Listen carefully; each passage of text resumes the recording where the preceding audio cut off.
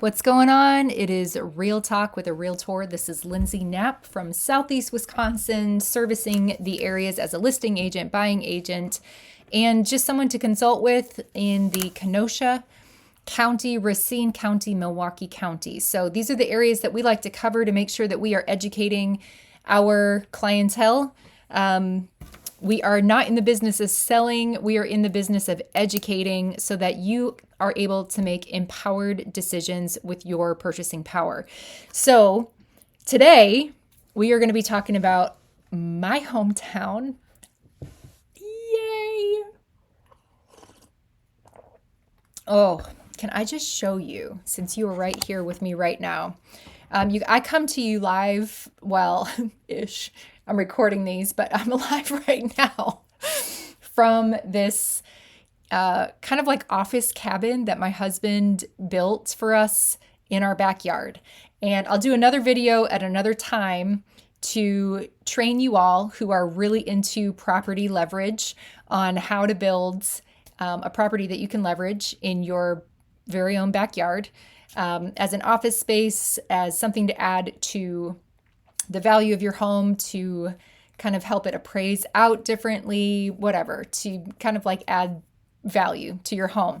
But if I can just show you, this is like when I'm talking about my hometown, here I am in Wisconsin. Not originally from here, you all. I'm from New Hampshire, born and raised, but moved to Wisconsin about 23 years ago, and this is home to all of my kids.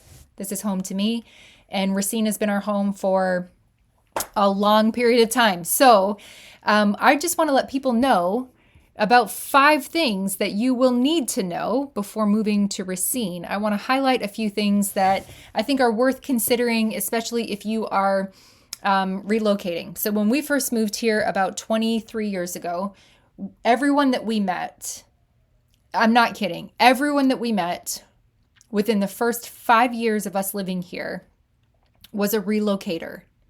They were people who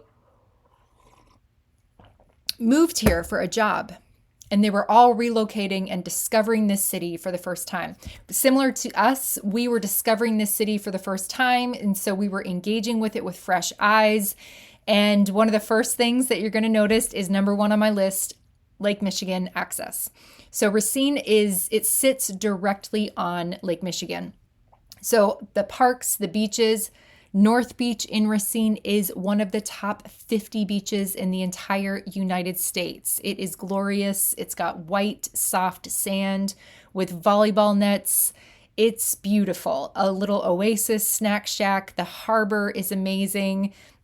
There are restaurants built out onto the water. It's a stunning feature in Racine. So Lake Michigan, you have access to beaches, you have access to parks. They've got one of their technical colleges built directly on Lake Michigan. It's a stunning area if you're a student and you're going to be studying in this area. The waterfront is beautiful, and the lake can also bring with it some extreme weather. So lake life on Lake Michigan, as a homeowner, if you're going to be looking for lakefront parcels, you just need to be aware that especially during the winter months, there is lake effect snow. There can be a little extra weatherization on your home. You need to be prepared for cold, snowy winters and windy conditions. And you might want to just consider how to live a cozy life on Lake Michigan. It's a stunner for sure. It's better than television in my perspective. To be able to look out at the lake, the ever-changing landscape. And even in the winter months, it is glorious and beautiful. But you do need to be aware that there is, the closer you get to the lake, there's weatherization that you will likely need to take a look at when you're looking at homes along the lake. Inland, not so much. In fact, there's about a 10 to 15 degree difference between inland living and lake living in Racine. So number 2, let's just trek through some of these, is affordable housing. It's true. When my husband and I were living in Kenosha, we were renting this, we were just married. We were so cute. and we were renting this little upper apartment in Kenosha. Was like the size of an apartment built for a hobbit. We were deciding that we wanted to purchase our first home. And everywhere we looked in Kenosha versus Racine, there was about a $15,000 to $20,000 gap. You could get the same house for less in Racine. So affordable housing, it is relatively low compared to larger cities in Wisconsin, even Milwaukee. You're going to find a range of options. There is actually a huge stretch across the imagination types of homes, from new builds to historic builds. The first house that we bought was built in 1900. So it was 225 years old. Did I do that math right? Maybe 125 years old. Historic homes and actual original brick roads in the historic area of Racine. It's something to wonder about. It's beautiful. Old colleges that have been maintained, the DeKoven Center, beautiful apartments that really have a nod to history right here in Racine, as well as new builds, okay? And then mid-century builds. One of the coolest thing about housing out here is that we have a nod, a tip of the hat to these Frank Lloyd Wright type structures that are just peppered throughout the city, and it's pretty phenomenal. So mid-century, historic, all the way back to the 1900s, all the way up to new builds, even now, depending on what you're looking for, there is something here, from Tudors to colonial style to craftsman style. It's pretty stunning. Victorian, it's gorgeous. So come take a look at Racine and go down College Avenue is what I would say. Okay, so number 1, we had Lake Michigan. Number 2, we had affordable living. Number 3 is going to be the strong manufacturing and blue collar heritage that is in Racine. There are many powerhouse manufacturers historically that have been established in Racine, especially companies like SC Johnson, which is the maker of household brands like Glade and Windex. Snap-on Tools was headquartered here in Racine, and the industrial landscape has definitely changed over the years, but there is a huge, strong working class vibe within the city. It is an industrial city. It was born out of industry. It continues to thrive in industry. There are many international corporations and companies that relocate employees in and push employees out. There's a lot of movement within Racine. Nestle is here in Racine. Carrie is here in Racine. Modine is here. Case is here. There's lots of industry, which really draws a certain class of people. And I would pride myself in saying these are the blue-collar, hardworking, diligent, devoted, just strong backbone families of this community.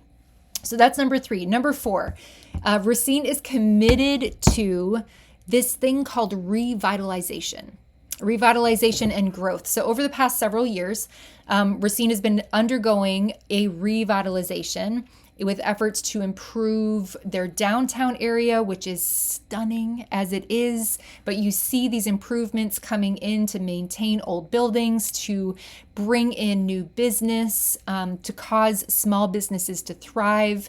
It's there to attract new business and to enhance its local culture. So there's great local shops, there's artisans, restaurants for the foodies. Racine definitely has a fun foodie scene, everything from Spanish tapas to Lebanese to Greek to Korean food is all found in this fun little corner pocket of Racine. Lots of cafes and coffee and wine and just fun places to dip into for the afternoon. So there's also, I think in Racine, that sets it aside as a place of revitalization is this huge emphasis on the arts. Racine is artsy. You'll see these beautiful murals that have been painted onto the buildings. There's a gorgeous museum, the Racine Art Museum, which is right downtown. The Mitchell Gallery of Flight is also within that circumference area. And yeah, it's just a place that welcomes creativity, musicians, artists of all kinds. There's the glass blowing shop. I mean, it's kind of unusually artistically awesome. So if you happen to flow in that stream, Racine really could be a great place to settle down for you. And number 5, even despite all of the industry, all of the art, the lakeside, all of the things that would attract a lot of people, Racine maintains that really integral small town vibe. So we have festivals, we've got music on the monument, we have these people gathering in support of community in Racine, but it is close to the wider urban sense. So you get this small town feel in Racine, you go up to Milwaukee, you get a much wider, broader grasp of, city life and urban life. You drop down to Chicago, again, even broader. But it's got this, let's not break the bank, affordable living, and let's actually know who our neighbors are. It's a pretty incredible, relatively small town feel. Close to Milwaukee, it's about a 30-minute drive. Close to Chicago, it's about an hour and a half. Gives you access to those bigger city amenities like entertainment, the ballet, the theater, job opportunities, cultural events, but with kind of that quieter, slower pace of life that is in Racine itself. So if you're into outdoor activities, there is a huge sense of community and a much more relaxed lifestyle. Racine could be a good fit for you. There are plenty of nature centers. There's lots of biking paths. There's lots of running paths. There's definitely between Racine and Kenosha so much outdoor life bursting. So, however, you just need to keep in mind that if you are an outdoor buff, it is seasonal weather, right? So there are harsh winters, which doesn't exclude the cross-country ski, which is at Riverbend Nature, the sledding hills, which are phenomenal in this area, the skiing, which is a stone's throw away. It doesn't completely deflate that from the picture. However, the harsh winters can actually play a role in very, very cold temperatures. And so you might want to invest in getting a husband who can build you a cozy cabin in your backyard. And there, of course, is the ever-evolving economy here in Racine as the city shifts away from its industrial roots and into more remote types of jobs and tech jobs. Racine is a beautiful place to live. It's right there on the river. And actually, here's a cool thing where Kenosha is kind of mapped out grid like streets and abs, first and second, third and fourth. Racine has no rhyme or reason, seemingly, because it was built around the Root River.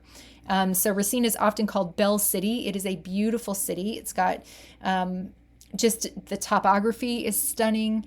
The entire landscape of Racine and Racine County is stunning. So everything east of the I feels a little bit more suburban, urban, downtown, lakeside. Everything west of the I feels very spacious, breathable, county, farming, homestead type of living.